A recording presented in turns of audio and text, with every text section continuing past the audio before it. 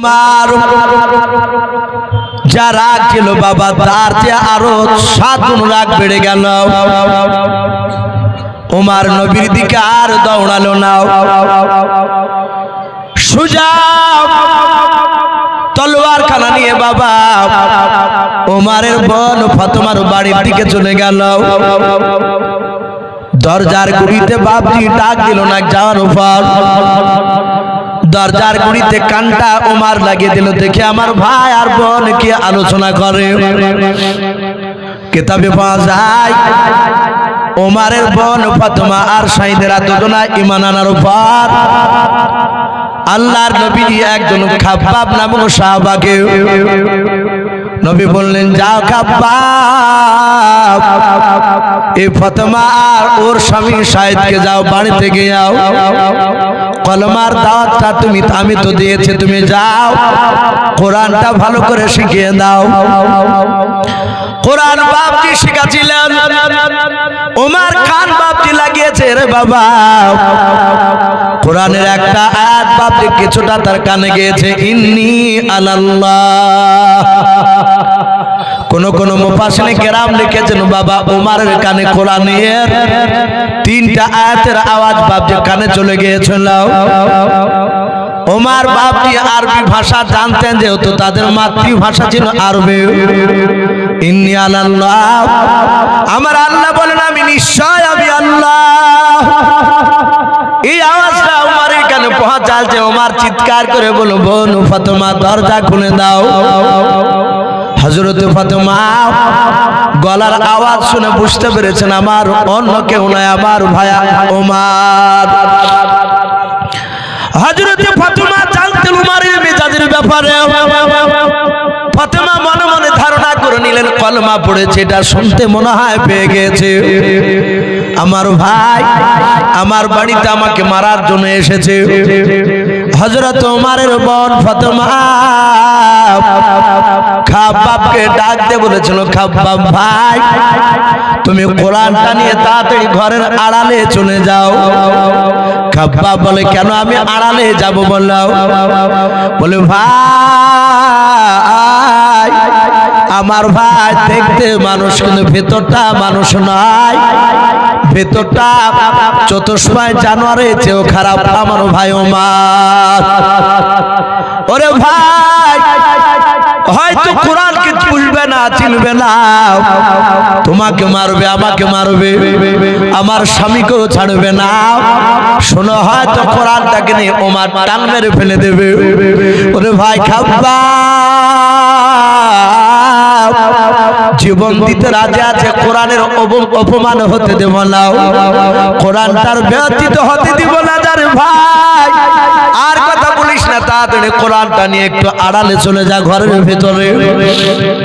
খাব্বাব কোরআনটা বুকে করে নিয়ে আড়ালে চলে গেল। ওমর 2-3 বার দরজা খোল খোল বলতে বাপজি একটু দেরি হয়েছে রে বাবা। ওমর ডান পা দিয়ে দরজা লাত মেরে দরজাটা ভেঙে ফেলল।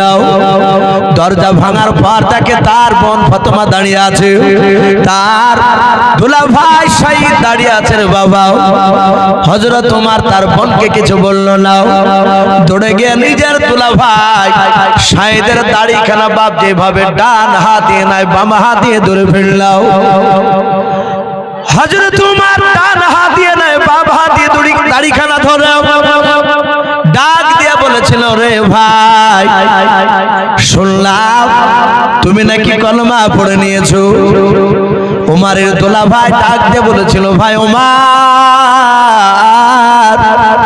শুধু আমি একাই কলমা পড়ি নাই, তোমার কলিজার টুকরা বোন ফাতেমাও কলমা পড়ে নিয়েছে, আমরা দুজনাই ইসলাম গ্রহণ করেছি। ওমর বলল, ফাতেমা কলমা পড়েছিস তুই? বলে, হ্যাঁ।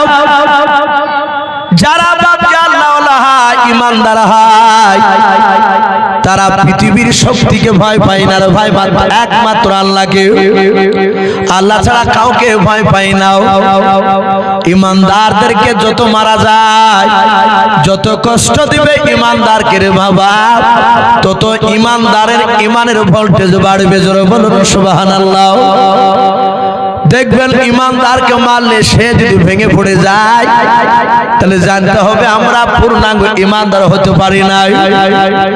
হযরত শহীদ বললেন ভাই আমরা স্বামী স্ত্রীতে কলমা পড়ে মুসলমান হয়ে গিয়েছে, উমার আগে থাকতে না পেরে বাবা দাড়ি কানা বাপ হাত দিয়ে ধরে বাপ যে ঝাটকা টান মেরে মাটিতে ফেলে দিল। উমারের শক্তিতে বাপ যে দাঁড়াতে পারলো না, উমারের দুলা ভাই শহীদ বাপ যে মাটিতে চিত হয়ে পড়ে গেল। উমার ঝাঁপ দিয়ে নিজের দুলা ভাইয়ের বাপ যে বুকের উপর দাঁড়িয়ে গেল, পা দিয়ে বুকে লাত মারে আর চিৎকার করে করে বলে ওরে শহীদ আমি উমার মারতে মারতে তোর বুকের বাতাগুলো ভেঙে দেব। উমার শুধু এই কথা বলে বাপ কি ক্ষান্ত হয় নাই, উমারের হাতে যে তলোয়ার খানা ছিল রে বাবা ওই তলোয়ারের উল্টো পিঠ দিয়ে বাপ মারতে লাগলো। এত জোরে তলোয়ারের উল্টো পিঠ দিয়ে আঘাত করে চামড়া কেটে বাপি রক্ত বেরিয়ে যায়।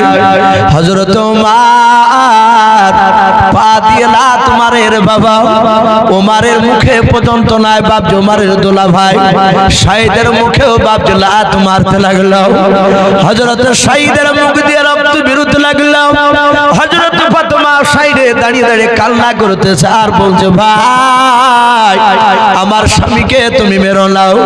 এত বারবার বাপ যে অনুনয় বিনয় করার পর ওমর যখন শুনলো না নিজের দুলা ভাইকে বাপ যে বলছে মারতে মারতে মেরে ফেলবো, হযরত ফাতেমা আর থাকতে না পেরে নিজের স্বামীর উপরে বাপ দিয়ে শুয়ে পড়লাম। শুয়ে পড়ে বলো ভাই আমার স্বামীকে তুমি মেরো নাও।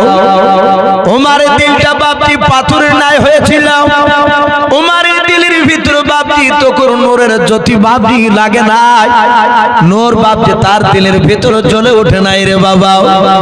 ওই সময় নিজের বোনকে বাপজি পর্যন্ত ছাড়লো না। ওমর নিজের বোনের চুলগুলোকে বাপজি খামচা মেরে ধরলাম, ধরার পর টান মেরে বাপজি আপনার আগ্নেয় উঠোনে টান দিয়ে ফেলে দিলাম। ওমরের বোন মেয়ে মানুষ ফাতেমা উল্টা বাপজি আপনার দাস করে চিথে পড়ে গেল। ওমর রাগে থাকতে না পেরে তার শহীদ দুলা ভাইকে রেখে দিও, তার নিজের বাপজি মায়ের পেটের কলিজা টুকরা বল ফাতেমার বাপজি বুকের উপর দাঁড়িয়ে গেল। ফাতেমার দিকে লক্ষ্য করে বলে ফাতেমা বল নবীজিকে ছাড়বে কিনা? বলে না। ওগো ভাই দুনিয়ার সব ছাড়তে পারে নবীজিকে ছাড়তে পারবো না। হযরত বাপজি ফাতেমাকে বাপজি মারতে শুরু করে দিল, বুকে বাপজি কয়েকটা লাত মারলো, ফাতেমার মুখ দিয়ে বাপজি রক্ত বেরোতে লাগলো।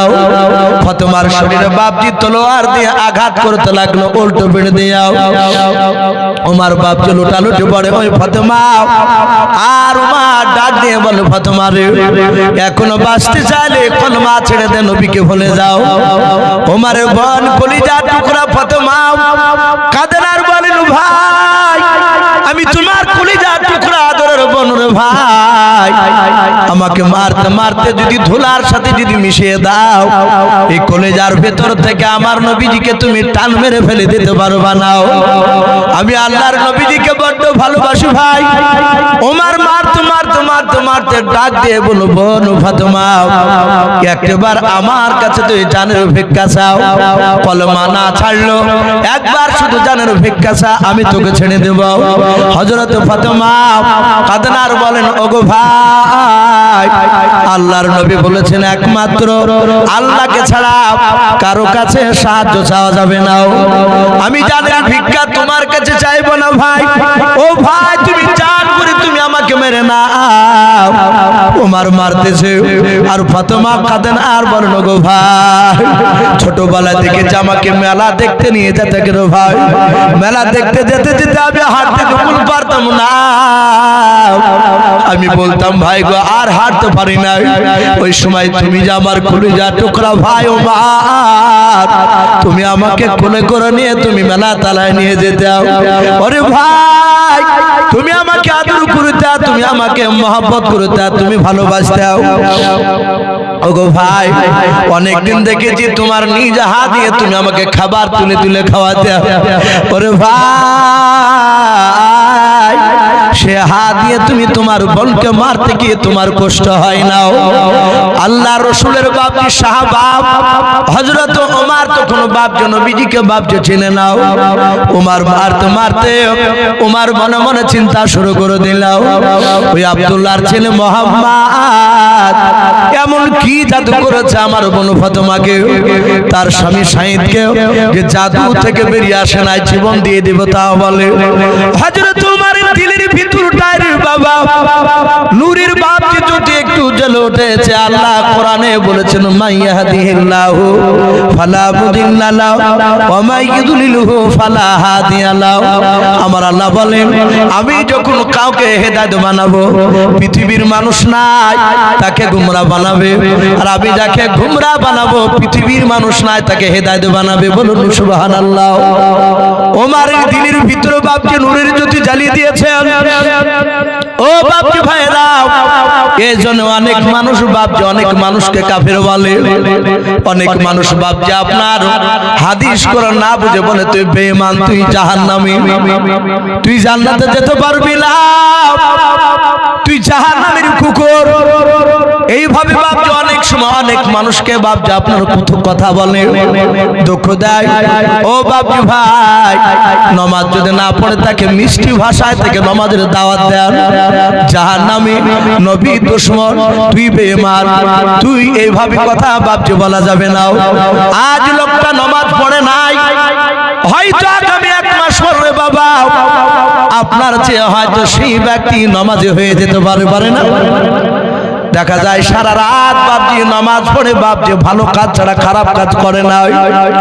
যে লোকটাকে গালি দিয়েছিলেন ওই লোকটা যদি আপনার চেয়ে আল্লাহওয়ালা হয়ে যায়, ওই লোকটা চোখের সামনে পড়লে আপনাকে লজ্জা লাগবে। এই জন্য বাবা বেনামাজি মানুষ মদখোর তাদেরকে মিষ্টি ভাষায় বলবেন, কিন্তু আপনি বলবেন না বেঈমান, আপনি বলবেন না জাহান্নামী, তো এই কথা বলা যাবে না। আল্লাহ রাসূলের বাপ যে আপনার সাহাবা ওমরের দিলের ভিতরে বাপ নূরের জ্যোতি জ্বলে উঠেছে। ওমর বাপ যে মারা বন্ধ করে দিয়া নিজের দোলা ভাই নিজের কলিজা টুকরা বোনের দিকে তাকে হাত ওখানে জোরে ধরল। বোনের ফাতেমা হাত ধরে বলে, বোন ফাতেমা আমি দরজায় দাঁড়িয়ে চিল্লানোর আগে আমি কিছুক্ষণ দরজায় দাঁড়িয়েছিলাম, ভেতর থেকে জানো ইন্নী আলাল্লাহ শব্দ পেলাম। আই বল ফাতেমা বল, আর কি যেন পড়েছিলাম, ওরে কলিজা টুকরা বোন তোর গলার আওয়াজ আমি ছোট থেকে জানি রে বোন, আমার দোলা ভাই শহীদের গলার আওয়াজ আমি চিনি, আমি জানি। ওরে বোন ফাতেমা কে জানো কি পড়েছিলাম? ফাতেমা বলে, ভাই গো তুমি শুনতে পেয়েছো? বলে হ্যাঁ। বলে আমরা কোরআন শুনছিলাম। বলে কোরআন কি জিনিস? বলে যেই নবীকে তুমি মারতে যাচ্ছিলাও, যেই নবীর উপর ঈমান আনার জন্য তুমি আমাকে মারতেছো, আমার স্বামীকে মারিলে, ও কলিজা টুকরা ভাই ওমর, সেই নবীর উপর কোরআন নাযিল হয়েছে। বলে কোরআন কি জিনিস নিয়ে খাব্বা বুঝতে পেরেছে, গলার আওয়াজটা বাপি নরম হয়েছে ওমরের। খাব্বা ঘর থেকে বেরিয়ে আসার পর ডাক দিয়ে বলো, ভাই ওমর গতকালকে বৈকাল বেলায় আমি আল্লাহ রাসূলের কাছে বসেছিলাম, আল্লাহর নবী যে আমাদের সামনে, নবীজি ও ওমর ভাই তোমার আর আবু জেহেলের কথা বলতে গিয়ে কান্না করেছিল। ওগো ভাই ওমর রে, গতকালকে আল্লাহর কাছে নবীজিকে দোয়া করতে দেখলাম, বলতে দেখেছে আল্লাহ নবীজি আবু জেহেলের নাম একবার নিল। ওগো ওমর ভাই তোমার নামটা কয়েকবার উমর উমর করতেছিল, আমার মনে হয় তোমার নামটা আল্লাহর নবী জবান দিয়ে বের করেছিল, আমার আল্লাহ হয়তো কবুল করে নিয়েছে। ওমর বলে, ভাই ও সব কথা বাদ দিয়ে একটু পড়। সাহাতে বাপজি কোরআন খানা বাপজি পড়তে লাগলেন। কোরআন বাপজি এমন একটা জাদুকৃত কিতাব, এমন বাপজি কোরআনের বাপজি অলৌকিক বাপজি ক্ষমতা রয়েছে। কোরআন মানুষ পড়লে দেখেন অনেক মানুষ বাবা কোরআনের কাছে বাপজি বুঝতে না পারলে কোরআনের সুর শুনে না, অনেকে শুনে যায়। আল্লাহ রাসূলের বাপজি কোরআন খানা বাপজি করছিল উমারের চোখ দিয়ে বাপজি ঝরঝর করে পানি ঝরছে আর কানে তো তোলা নাই নিজের বাপজি আপনার বোনের বাড়িতে গেছে কানে এভাবে আঙুল ভরা নাই সোজা কোরআনের আয়াত উমারের কানের ভিতর দিয়ে তার কলিজা থেকে বাপজি ধাক্কা লাগছে উমার বলেন বোন এত সুন্দর বাণী কে বলেছে বা ফাতেমা বলে ভাই গো সেই নবীর কলমা পড়ার জন্য তুমি এতক্ষণ ধরে মারিলাও সেই নবীর উপরে কোরআন নাজিল হয়েছে উমার বলে আর দেরি নাই তাড়াতাড়ি নিয়ে চল ও বোন ফাতেমা ওই লোকটা মহামানব নবীজি এত সুন্দর সুন্দর কথা বলে বলে ভাই তুমি শোনো না বলে না রে ওই লোকটাকে দেখলে আঙুল ভরে দিয়ে রাস্তা দিয়ে হেঁটে বেড়াতাও আজ আঙুল ভরবো না বোন চল ওই নবীর কাছে আমাকে নিয়ে চল ফাতেমা সাইদ খাব্বাব তিনজনে বাপজা আপনার দৌড়াতে শুরু করে দিলাম উমারের মাথায় মস্তানি পাগড়ি বাঁধা আছে উমারের হাতে বাপজি তলোয়ার খানা রয়েছে উমার বাবা দৌড়াচ্ছে নবীজির কাছে নবীর কথা শোনার জন্য আল্লাহর নবীর কাছ থেকে কথাগুলো শুনবে আল্লাহর নবীর বাপজি কাছাকাছি তো কোনো পৌঁছায় নাই হাদিসে পাওয়া যায় প্রায় আল্লাহর নবী থেকে বাপজি এক নাই দুই নাই 50 থেকে 60 বাপজি উমারকে দেখতে পেয়েছে উমারের সাথী ভাইয়েরা তারা দূর থেকে উমারকে দেখে চিনতে পেরে গিয়েছে সাথী ভাইয়েরা আল্লাহর নবীকে ডাক দিয়ে বলেছিল ওগো আল্লাহর নবীজি ওই দেখেন উমার আপনার আমাদের দুশমন উমার আপনার সাহাবা সাহাবিয়া তাদেরকে হাত দুখানা ধরে টেনে নিয়ে আসতেছে আমাদের ধারণা ওগো আল্লাহর নবীজি তারা কলমা পড়ার জন্য আপনাকে মারতেছে ওগো আল্লাহর নবী জনাবে মুহাম্মদ রাসূলুল্লাহ সাল্লাল্লাহু তাআলা আলাইহি ওয়াসাল্লাম ও দরদি নবী আপনি চিন্তা করবেন না নবী আপনি একটু হুকুম দিয়ে দেন উমার আপনার কাছাকাছি আসার আগে আমরা দৌড়ে গিয়ে ওই উমারকে জবাই করে আমরা জাহান্নামে পাঠিয়ে দেব আল্লাহ রাসূল সাহাবাদের কথাগুলো শোনার পর নবীজি এইভাবে বাপজি ঘুরে দাঁড়িয়ে সাহাবাদের দিকে লক্ষ্য করে বললেন ওগো আমার সাহাবারা তোমরা কি জানো উমার আমাকে মারতে আসতেছে সাহাবারা বলে হুজুর এটা ধারণা করলাম ও নবীজি আপনার দুশমন সব সময় আপনাকে মারবো করে তা আমরা ধারণা করেছি আপনাকে মারতে আসতে পেরেছে হয়তো মারতে আসছে আল্লাহর নবী জনাবে মুহাম্মদ রাসূলুল্লাহ সাল্লাল্লাহু তাআলা আলাইহি ওয়াসাল্লাম দরুদ নবী রহমতের নবী পয়গম্বর সাহাবাদেরকে ডাক দিয়ে বলেন সাহাবারা রে তোমরা কি অন্তরের খবর গায়েবের খবর জানো বলো সাহাবারা বলেন নবী একমাত্র আল্লাহ ছাড়া কেউ জানে না ও নবী আপনি গায়েবের খবর ততটাই জানেন যতটা আপনাকে জিবরিল জানিয়ে দেয় আল্লাহর নবী বলেন উমার আমার কাছে যে মারতে আসছে না কলমা পড়তে আসছে এটা আমিও জানি না ওরে উমারের সাহাবারা এই আমার সাহাবারা বন্ধুরা শুনে নাও এটাও হতে পারে উমার আমাকে মারতে না এসে আমার উপর হয়তো কলমা পড়তে পারে আল্লাহর নবী বলেন ও আমার সাহাবারা কেউ যেন তোমরা এখান থেকে আমার দিকে সামনের দিকে যাবা না উমারের সাথে আমি কথা বলবো এই সাহাবারা কেউ যেন তাকাবা না চোখটা রাঙা করে তাকাবা না কেউ আওয়াজ দেবা না এখানেই তোমরা দাঁড়িয়ে যাও সাহাবারা বলে হুজুর আর কথা বলবো না দাঁড়িয়ে গেলাম আপনি যেতে বারণ করেছেন আর যাওয়া যাবে না আল্লাহর নবী জনাবে মুহাম্মদ রাসূলুল্লাহ সাল্লাল্লাহু তাআলা আলাইহি ওয়াসাল্লাম তিনি দেখছেন ওমর হেঁটে হেঁটে আসতেছে নবীজির দরবারে আল্লাহ রাসূলের কাছে তখনও পৌঁছাই নাই 30 থেকে 25 থেকে 30 হাত আল্লাহর নবীর কাছে আসতে বাকি আছে আল্লাহর নবী যে সাহাবাদের কাছ থেকে দৌড়ে গিয়ে না বাবা আল্লাহর নবী দৌড়ে গিয়ে ওমরের কলার খানা জামার এভাবে ধরলেন জামার নবীজি কলার খানা ধরলেন উমর তাড়াতাড়ি গেলেন ওমরের বোন ফাতেমা শহীদ খাব্বাব ওমরের দুই পাশে দাঁড়িয়ে আল্লাহর নবী যে ওমরের কলার খানা ধরে বলছেন, ওরে ওমর আর কতদিন পাগলামি করবা বলো ওমর, ওরে ওমর অনেক পাগলামি করেছ আর পাগলামি করো না। আল্লাহর নবী এইভাবে ডান হাতে ওমরের কলার ধরে আছেন, নবীজি বাম হাত কানে এভাবে পেছন দিকে ইশারা করে বললেন, ওরে ওমর ওই দেখো তোমার সাথী ভাইরা শুধু তোমার অপেক্ষা আছে ওমর, কবে তুমি তোমার সাথী ভাইদেরকে নিয়ে তুমি আমার কলমার দাওয়াত দিতে যাবা, বলুন সুবহানাল্লাহ। আল্লাহ রাসূল কাঁদেন আর বলেন, ওমর শুধু তোমার ভয় আমরা প্রকাশে কলমার দাওয়াত দিতে যেতে পারি নাই রে ওমর, ওমর অনেক পাগলামি করেছো আর পাগলামি করো না। ওমর তুই চোখ দিয়া আমার চেহারার দিকে তুমি একটু মহব্বত নজরে তুমি তাকাও। ওরে ওমর আমি দুশমন নয়, আমি দুনিয়াতে কোনো বদলা নিতে আসি নাই। ওমর রে আমি তোমার পয়গম্বর সুন্দর দিন নবী মার নবী আমি। ওমর তুমি আর আমার দিকে মহব্বত তুমি তাকাও আর পাগলামি তুমি করো না। নবীর কান্না দেখি ওমর আর থাকতে পারে নাই রে বাবা। ওমরের হেদায়েতের দরজা আল্লাহ খুলে দিয়েছেন। ওমর হাওমা করে কাঁদছেন, আল্লাহর নবীজির যত আওয়াজ বেরিয়ে যায় ওমরের কান্নার আওয়াজ বাদি তত আপনার বেশি বেরিয়ে যায়। আল্লাহর নবীজির বাপজি পায়ের নিচে ওমর জড়ে পড়ে গেল, তলোয়ার খানা রেখে দিয়া আল্লাহর নবীর পা দুখানা ধরে তাকিয়ে বলেন, নবী গো আমি ওমর বড্ড অন্যায় করে ফেলেছি হুজুর, আমি আপনাকে চিনতে পারি নাই।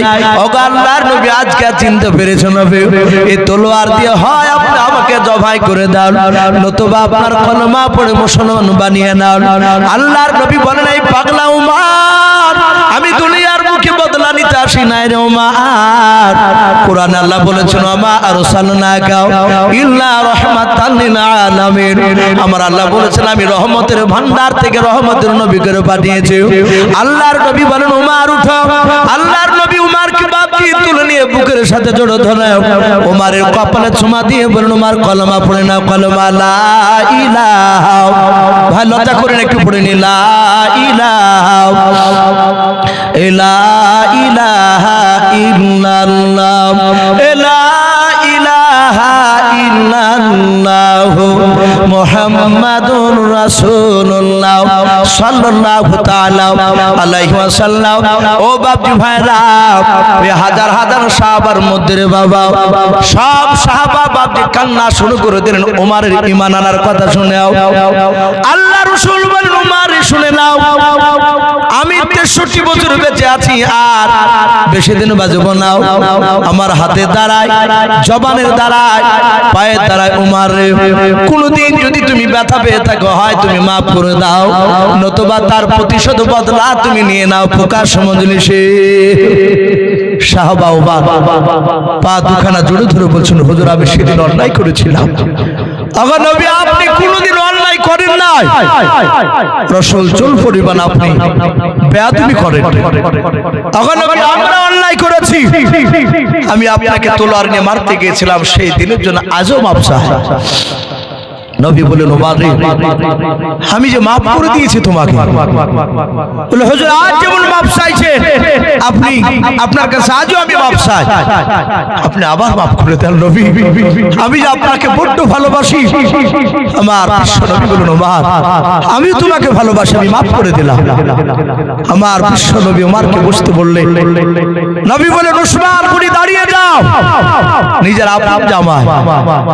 নবী হাত ধরে ক্ষমা চাইলেন। আল্লাহর নবী জনাবে মুহাম্মদ রাসূলুল্লাহ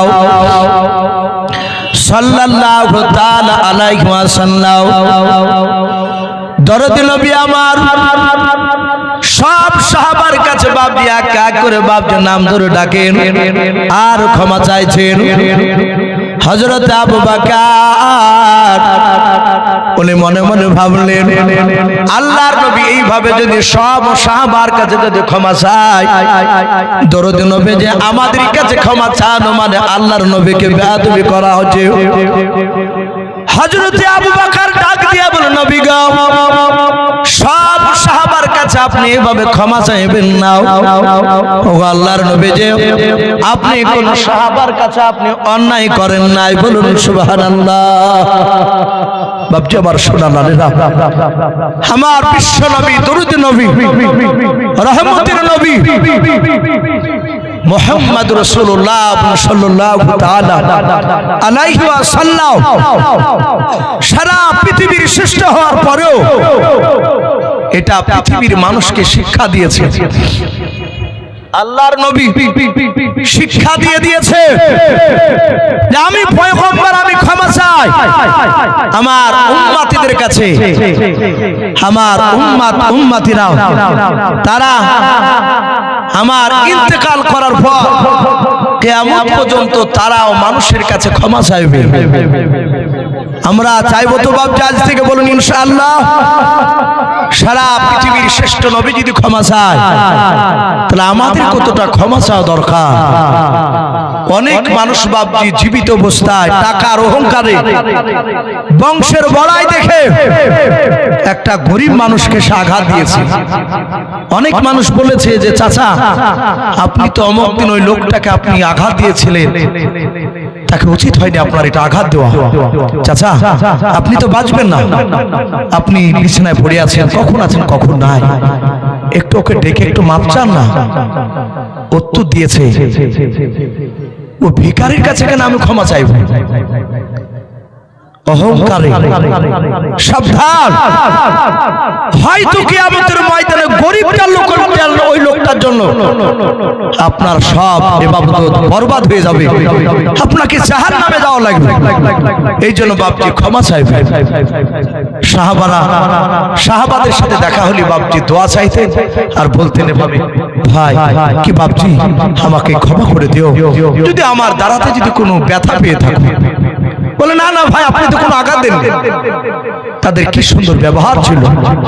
আর আজ আমরা কথা বলি না, পাশ দিয়ে চলে যেতে হন্দলা মুখ করি, সালাম তো নাই।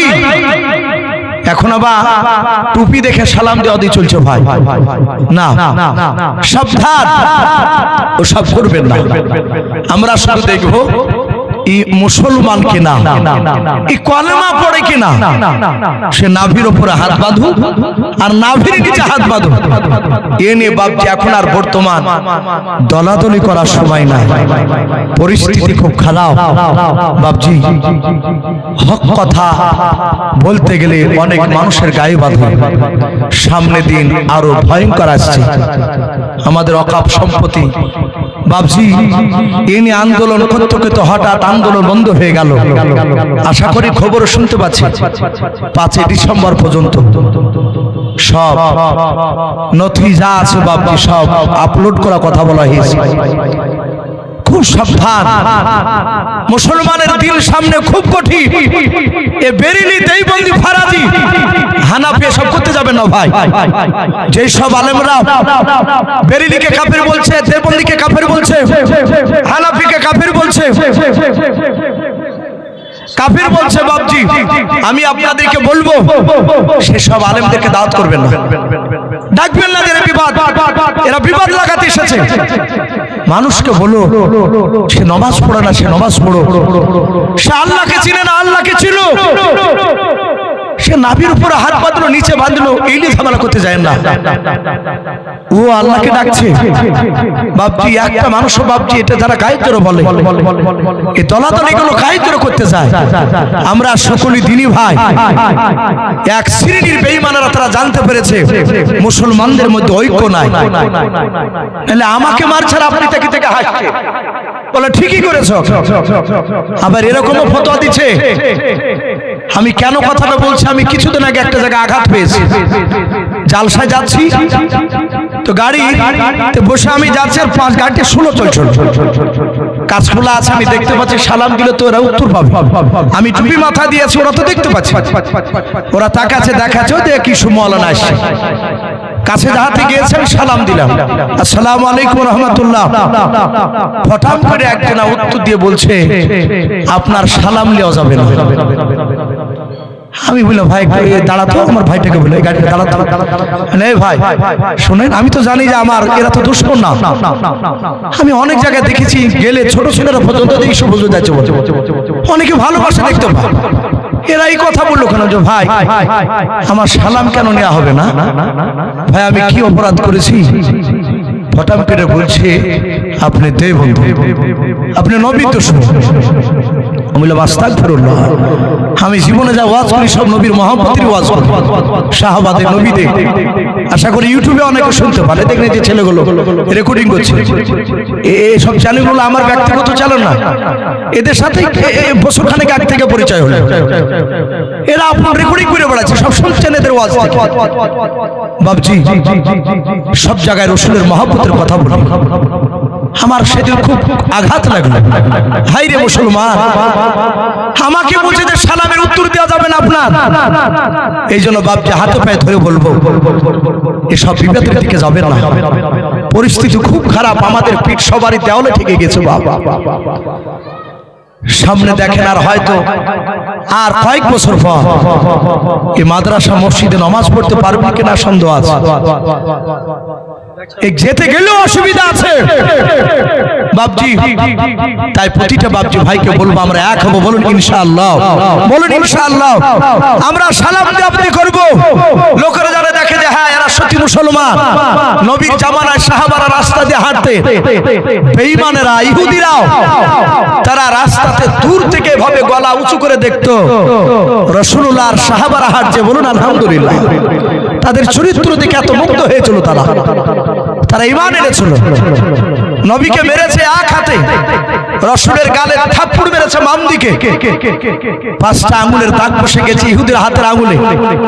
নবীজি ব্যথাটা প্রকাশ না করে ইহুদির হাতখানা ধরে এইভাবে মুখের গুড়ি নিয়ে গিয়ে নবী চুমা দিয়ে বললেন, ওগো ভাই আমাকে মেরেছো আমার গালে, তোমার হাতের তালুতে বুঝে ব্যথা হয়েছে, একটু কষ্ট পেলে? ইহুদির হাতে চুমা দিয়েছে নবী, যে হাত দিয়ে চড় মেরেছে রাসূলের গালে। ইহুদি অবাক, ইয়াবা কে এত জোরে আঘাত করলাম আর সে আমাকে গালি দিল না, আমার হাতখানা ধরে চুমা দিল।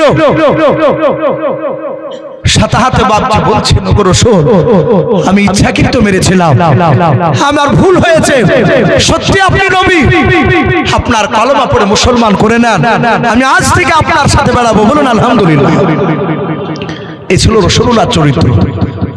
আজ কেন বাপজি আজ সাধারণ আলেম আলেমকে দেখছে, অনেকে লক্ষ্য করে বলছে ভাই এই যে মৌলবি গেল যে মৌলানা সালাম দিল না, ভাই দেয় না, গ্রুপ আলাদা, দল, কি কথা ঠিক না বেটি? কথা বলো, বলে দল আলাদা না বাপজি, এই দলের দিকে যাবে না।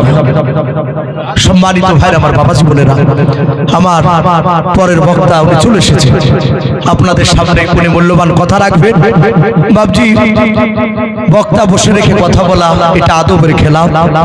যাই হোক, হাফেজ রবিউল সাহেব আপনাদের এখানে খুব কষ্ট করে বাপজি মাদ্রাসা আপনারাই জায়গা দিয়েছেন, আপনারা সহযোগিতা করেছেন, ওনাকে যদি সহযোগিতা না করেন উনি চালাতে পারবেন না।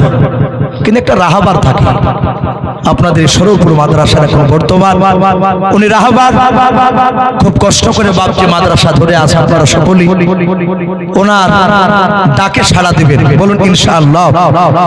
বাপজি উনি একটু বললেন যে শোভা একটা ছোট্ট একটা নাত পড়ব, একটু মা বোনেরা একটু পড়ার জন্য বলেছে, আমি ছোট্ট বাপজি দুসালেন বলি ইনশাআল্লাহ আমার বক্তব্য শেষ করে দেব। আয়ে মোহাম্মদ জগত উজালাও, আয়ে মোহাম্মদ জগত উজালাও, কমলি আলা তোমারি নাম, ওই মক্কাতে মদিনায় নবীর ডঙ্কা, হযরত ওয়ালা তোমারি নাম, মদিনা ওয়ালা তোমারি নাম। এতিম হয়ে আসলেন ভাবে, এতিম হয়ে আসলেন ভাবে, আলামিন উপাধি তোমারি নাম, এ দুনিয়াতে তোমার নামের ডঙ্কা হযরত ওয়ালা তোমারি নাম মদিনা ওয়ালা তোমারি নাম ফকির দরবেশ বাদশাহ গণের ফকির দরবেশ বাদশাহ গণের গলার মালা তোমারি নাম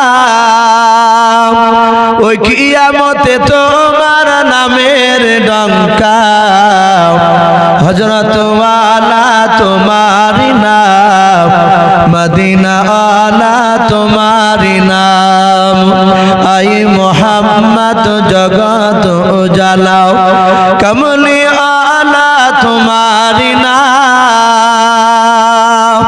এ পৃথিবীতে তোমার নামেরই ডঙ্কা হযরত ওয়ালা তোমারি নাম মদিনা ওয়ালা তোমারি নাম ভাই ও বাপজিরা বেশামার ক্ষুদ্র গানে আমি আপনাদের সামনে বেশ কিছু কথা আলোচনা করেছি বলার মধ্যে ভাষার মধ্যে যদি ভুল হয়ে যায় ভাই কেউ ছোট ভাই কিংবা ছোট ছেলে হিসেবে বাপজি ক্ষমা করে